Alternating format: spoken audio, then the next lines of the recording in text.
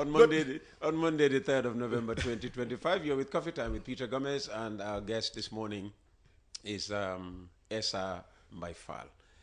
Let's move swiftly to, because I mean, you were already there, way ahead of me. The NPP was in Sukuta. If you, oh come on, Yes. don't okay me as if you you have no idea what's going on. I had. All right. I had. Okay, you heard. How did you follow events in because you know you have all sorts of headlines coming up this morning in the newspapers. So how did you follow events in? Well, I was in Sukuta? I was in CRR. Featuring you know who, His Excellency President Adama Barrow. Yes, I was in CRR. You know, where I witnessed a great game of football, really, of Gambian youths. I was quite impressed by the level of skill, but also the organization and the discipline of the youths in that area. The only downside was they were playing on a pitch that is a disgrace to any country at this stage. Oh, that's not the government's fault, is it? Yes, it is. It is. What happened with, you know, community management? Why do we have this local government? But the thing is, councils. Our communities don't have anything. You know the councils in the provinces, they have very little resources. What? Yes. Councils that we hear that the chairpersons are, you know, pisir pasaring, you know, well, hundreds of millions, not just millions, hundreds of millions. But look, if you have a government that does not put sufficient oversight to prevent those things from happening, then who do you blame? Okay, I would put in place institutional arrangements which would make it difficult for any one person to do that. Hamga, it is very difficult to just steal cash from Gambia government because of the institutional arrangements. So there are ways they steal through the procurement process and things like that. These are and a Faal government. What are they gonna so buge promote procurement officer? They refuse. Exactly. So these are things you have, man. I will close all those loopholes. I will close all these loopholes. And look, xam nga saaca lu mu bañ rek mooy leer. So da ngaa taal lampa yëpp. Lampa yëpp laay taal. Fendu lëndëm. Fendu lëndëm. So te loo koo defee rek mooy very transparent government. E-government amut interpersonal contact yi. Ne Peter harama call Essa or Essa harama call Bur. Déedéet loolu dañ koo wàññi to the barest minimum. Everything is done through Why do you think that is still not possible when everybody is talking about e-government, you know, digitization, digitalization, whatever? The thing is, nguur gi dañoo daw loolu dinañ la ne dinañ ko def rek o ñu ngi koo def suñ la defalee tuuti ñu bàyyi li si res. Because ñu ngee daw ne they don't want to close ñu ñëw ci mbiri Sukuta bi. I mean, Sukuta, I've just pulled off my headlines here. For instance, the Observer 24 puts it this way: NPP storms Sukuta in grand style. Crowd for hire. ñun tam gis nañ videos yoo xam ne am na ñuy wax ne dañ leen fay pour ñu attend. Oh really? Waaw, we've seen those videos. But loolu yëpp important. Gambia fii pour pull a crowd.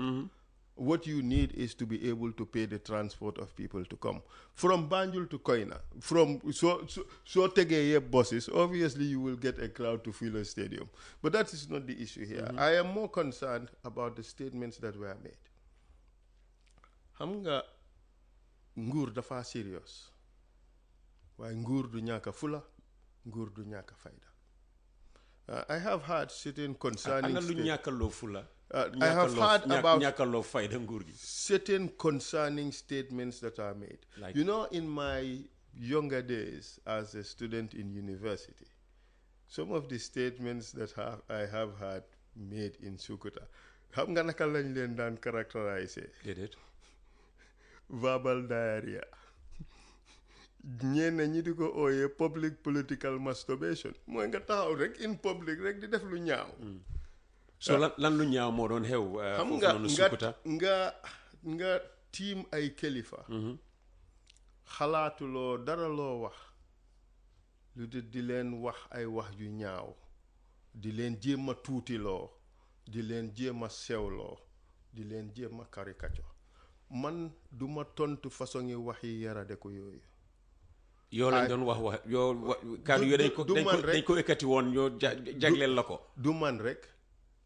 In fact, almost all political opposition leaders, all basically. ñu ne lu ngeen def wala loo leen yelloo. déedéet rek du xam nga wax yu ñaaw jarul di ko dellu di ko bamtuwaat mu ngi mel ni yaa ngee dëgëral ñaawteef. So man, I will not dignify such disrespectful and valueless statements. ci ñen la doon jógee président wala ñi toppa ci moom. entourage yi. nguuri président ñi àndoon ak moom. ñi àndoon ak moom. So jarul sax ngay tudda seen tur di leen jox buzz duma def loolu.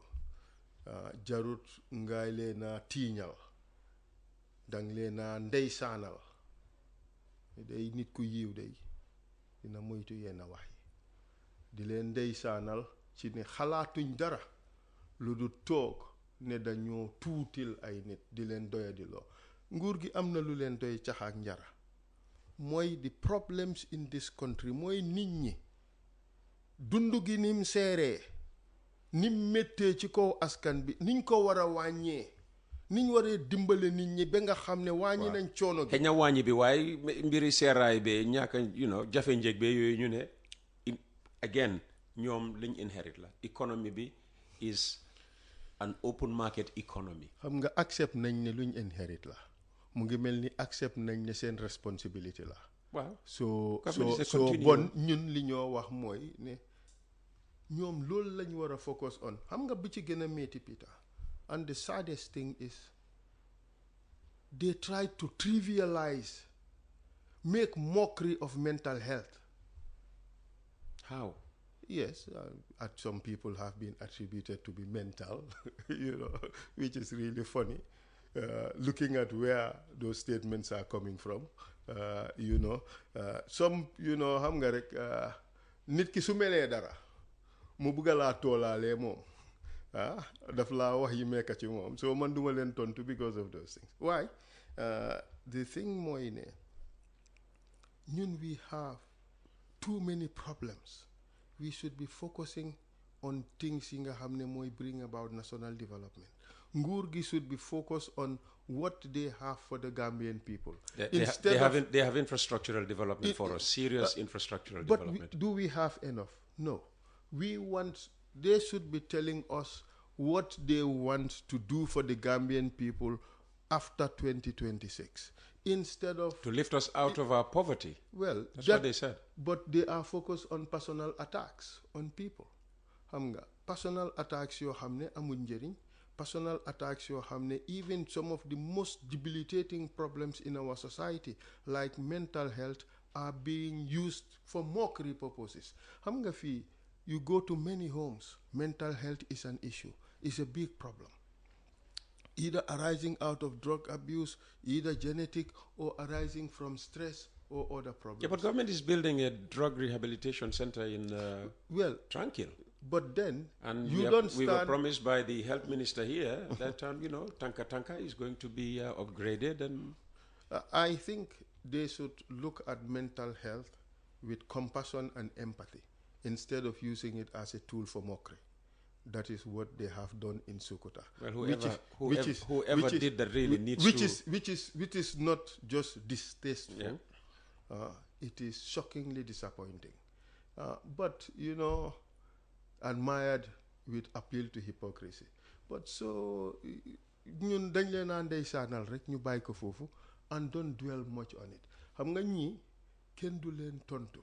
Xam nga wax bu ñaaw patta moo ko faj suñ la waxee wax ju ñaaw nga xool leen rek ndeysaan ña wax ci yow la ñaaw ak keneen waaye xam naa bañ ko waxee foofu noonu déggaan nga ndiiraan ba dal di yuuxoo xëy na tàccoo loolu lum wone ci ñun wala ñeena ci ñun Gambians moo tax ma ooyee ko public political masturbation bi ma nekk xale ci university noonu lañ daal waxee façon nga wax yooyu xam nga su kilifa taxawee ci biti def jëf ju ñaaw in public yuuxu ak coow lañ ko dee tontoo so moo tax lii duma ci dugga lii nañ gis nga ñii waxi gaarowaale wax yu sew ak yooyu ñun duñ ko tontu ñun Gambia we have a big problem We are concerned about the high cost of living. We are concerned about the lack of necessities in hospitals. We are concerned about the poor investments in education.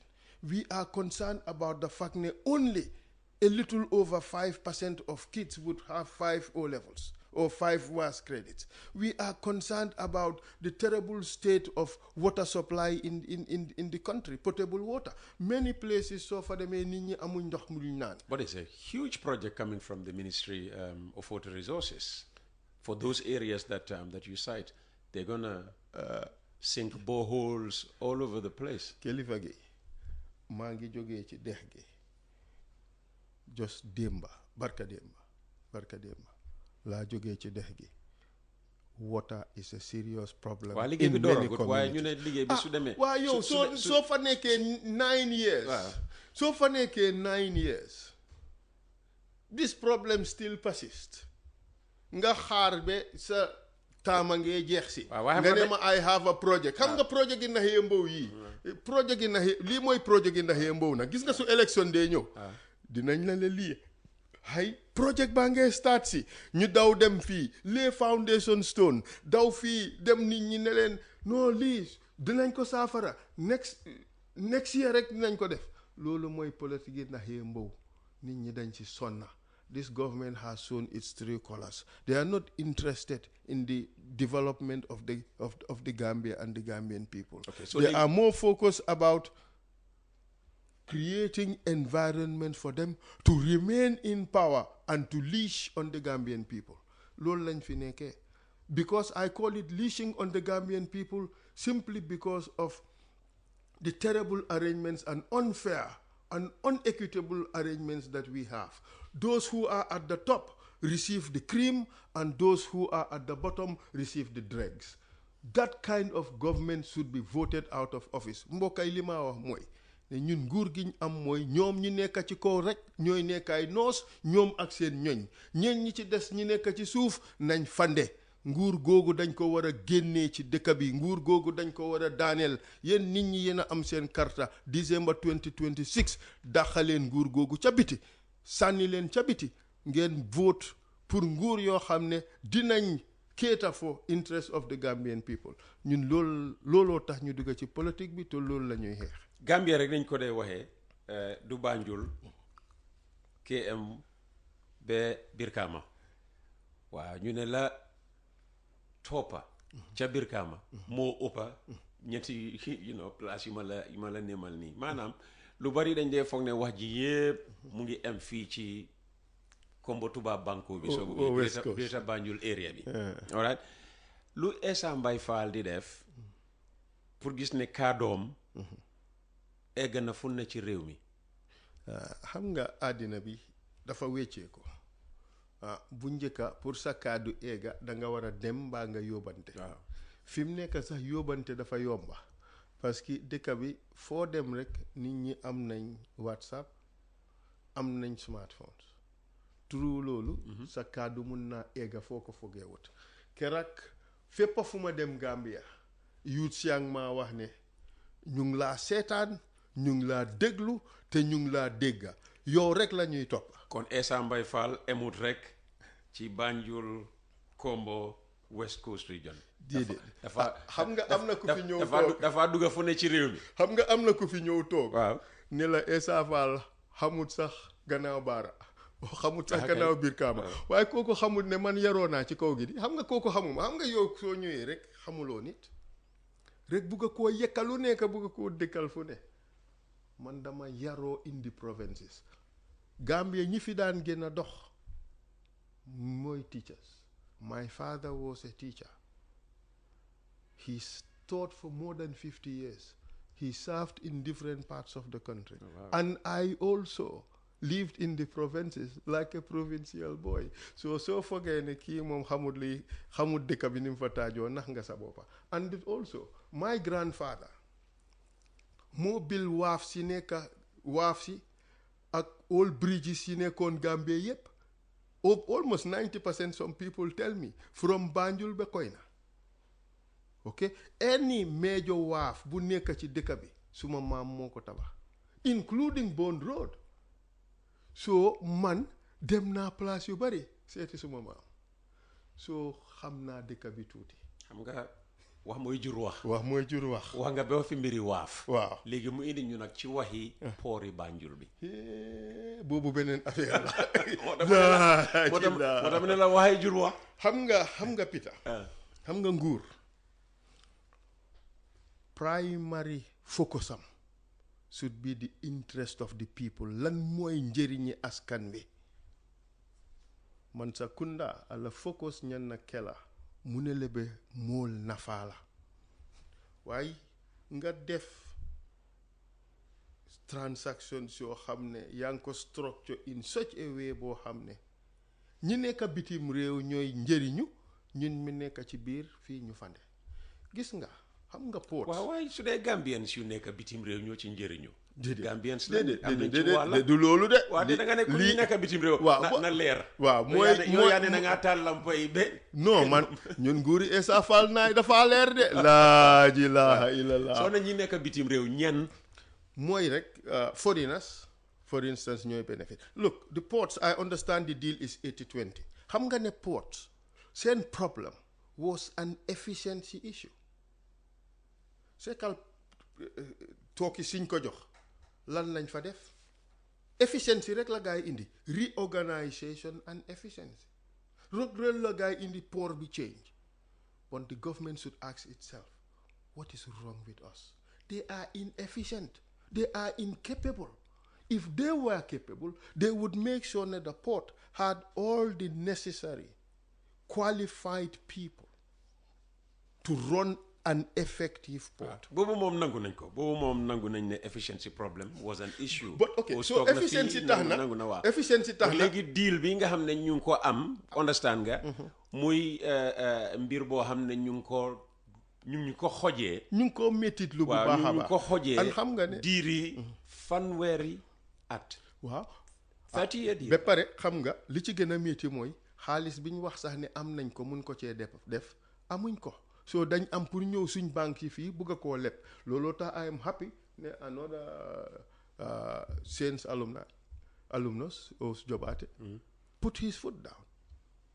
so ñun mu ngi mel ni suñ organisé woon suñ boppa ñu soo efficiency bor boobu sax mënoon nañ koo leb ci banque bi defaraat suñ port bi mu nekk a standard port bépp ba ñoo mën a build a deep sea port. so ñun government bi wax naa la ne ñun suñ government bi they are incapable of coming up with holistic economic policies. ñu ngi fi nekk di def transactions rek it's because we have a minister of finance suma brother la he's a very intelligent person very smart but the thing is nit ki la nga xam rek nga xam he is a chartered accountant it's transactions la xam.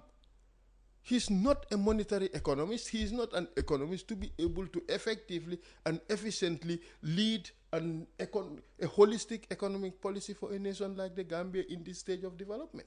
So if you're a advanced country, I can understand. But you have a strictly financial economy. But this, Sawa, is an agrarian economy. We have serious problems. I would have preferred we don't base our economic policies on just transactions. Port them na 80-20. Terrible deal. Senegambia Bridge transaction nañ ko away.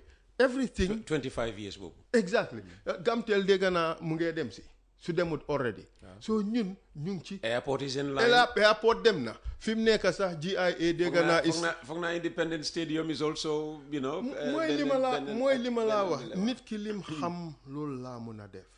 There is no serious holistic economic policy. So Essa Faal nekkoon president elect, at least you have minimum 28 years of this, Banjul port deal. Nanga deal like 28 years. No, we renegotiate. We would. Man lawyer la. I should be able to look at an agreement and dissect it. Gambia bari na lawyer yoo xam ne xam-xam bu rëy lañ am. mun nañoo look at these agreements and renegotiate. We can renegotiate these deals parce que ñiñ jox port bi xam nañ luñ mun ak luñ munut. Os Jobaate identified ne this is not in accordance with the contract. We can hold them for material breach. Either renegotiate the contracts or terminate them. That is one. Should the government have seized upon that opportunity to renegotiate? My government, Or force a my renegotiation? government would have. My government would have.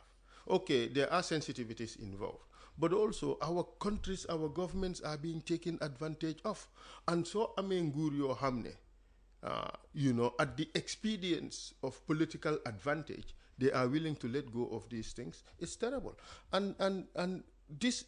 We are giving away our national assets for pittance.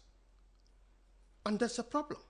That is why this government should be booted out of office. Lima wa askan bi moy ne alali nguur gi alali nit ñi nguur gang ko joxe ci lu néew doole ci dara ci ay xaalis yu ndaw loolu motax nguur gi dañ ko fi wara génné. Look at we are now renegotiating or have already renegotiated a fishing agreement with the EU. Te lima dégga ne loolu lañ ñoo fay Peter dafa daw yaram. ñaata lañ ñoo fay? ñu ne it's 550,000 euros per annum for them to catch 3,300 tons of tuna and 7,500 tons of hake, something like that. So soko ade mungi melni they are allowed to catch 4,050 tons of fish. Ñu fay ñu in monetary terms 550,000 euros. So 550,000 euros mungi melni each ton of fish they would pay us about 11,000 plus dollars. Peter, bena jën fee is 15,000. Xalaat leen ko. Wow. Xalaat leen ko. Ga amut ben Gambien bu ko dégga te doo yuuxu. Bena ton of tuna in Europe. Bena container of tuna fish in Europe can probably cost more than lañ ñoo fay. Is that a good deal for the Gambian people? Well, that deal is potentially waiting for you in office when if you become... I will scrap it. If you become... Gisuloo ñoom Jomaay ak Sonko loolu lañ njëkk a scrap. And we can... The EU deal, the EU fishing deal with Senegal. With Senegal. Settle the boon bim indil Senegal. Soo taxaw yenn place yi soo taxawee ci taati pere bi sax nga sànni sa mbaal dangaa jàppa jën yu dul jeex. Seetal ñun in Gambia we getting 550,000 euros per annum dangaa dem ci tefes gi doo am jën doo gis jën. Kon wat léegi dem naa ci provinces yi ñoo ngee jooy yoo xam ne ñoom caaloo buñ daan gis sax gisatuñ ko caaloo bi sax amatut. te ñun bi ñoo nekk xale nag caaloo kenn du ko jaay dañ ko daan maye. dañ ko daan maye. So yow fi mu nekk can you imagine your fish mooy woon the cheapest source of protein for the poor people. Léegi soo demee ci taati pere bi fi tànje daf dee daw yaram. Kerak maa ngi seetaan benn video of the Chinese driving away Gambian artisanal fishings from their fishing zones. di leen daaxa. Fii si suñ dëkka ñuy leen a daaxa di leen riitee ñun Peter ñun we cannot police our coastal line. We cannot police it. Gali Navy bi sax a lot of them are compromised. That is the truth. A lot of them are compromised. ñan ñi liggéey ñi nga xam ne ñoom la seen liggéey doon pour ñu. Waaw. A lot of them are compromised. We don't have a fish landing, fish port. For xam ne trawlers yi yiñ allow Gambia suñ jàppee fuñ ko indi pour ñu mun a inspect li gaay jàppa suñ inspecteur si dañoo dem ba Sénégal pour inspect fish li gaay jàppa so yow lañ la woon loolu ngaa gis so ñun lan moo ñu jot mënuñoo sax am fish landing spot here ñun lu tax mënuñoo def arrangements yoo xam ne fisis yi gars yi di jàppa si suñ géej gi would be processed and in Gambia and exported from Gambia at least ñu am si some tax sax waaye ñun the kind of arrangement we have it's like we have sold our marine resources ci ñoo xam ne yërëmuñ ñu the EU our agreement with EU am na other benefits yoo xam ne I cannot quantify them. So leen fi daaxee duñ la joxaat naka tudda budget support de. Waaw why the thing is the EU gis nga sooy deal ak nit ki da nga ko war a xam soo ko xamut mbaa nga ragal ko mbaa nga am complexe am dafa difficult my bro ñun and Essa Faal government duñ am complexe tubaab de parce que xam nga lan la liggéey nañoo tubaab. so ñi dañ am complexe tubaab. déedéet waxuma loolu dama ne. soo amee complexe am waaw léegi ñu fi nekk dañ am complexe amuñ complexe. ok yow soo tegee Adama Barrow. du ma tontu. soo tegee Adama Barrow ne ko négocier ak tubaab yi nga teg Essa Faal ne ko négocier ak tubaab yi obviously you know ne you going to get completely different results. ban result mooy better ban moo ci xam nga baax na xam nga yéena yi dus naa koo wax ci on the air and I have to respect our leaders regardless of their inadequacies here and there but the fact of the matter is xam nga sooy negotiate skill baax na ci xam-xam baax na ci the way you perceive the other person and the way the other person perceives you baax na ci man li ma bëgg a wax rek mooy ne miin naa liggéey ak people of that level comme ñi EU di indeek affaire yooyu because liggéey naa place yoo xam ne I have done lots of negotiations I mean so li gën a important daal mooy nit ki nga am commitment boo xam ne lii njëriñi réew mi daf la jaral lu nekk man that is the kind of commitment I have. Okay. Some of deals si nguuri Barrow sign man duma ko sign te am naa fiti toog daa nga sante ko toog négocier ko toog agi suma case comme ni ma ko daan defee rek ci lépp lu ma liggéey look ñun we have our biggest issue is also our other national assets the petroleum xam nga kenn waxu ci dara kon mais mama dal di dem to suñ final break su ko defee suñ ñëwee ñu def suñ final half hour dal di move on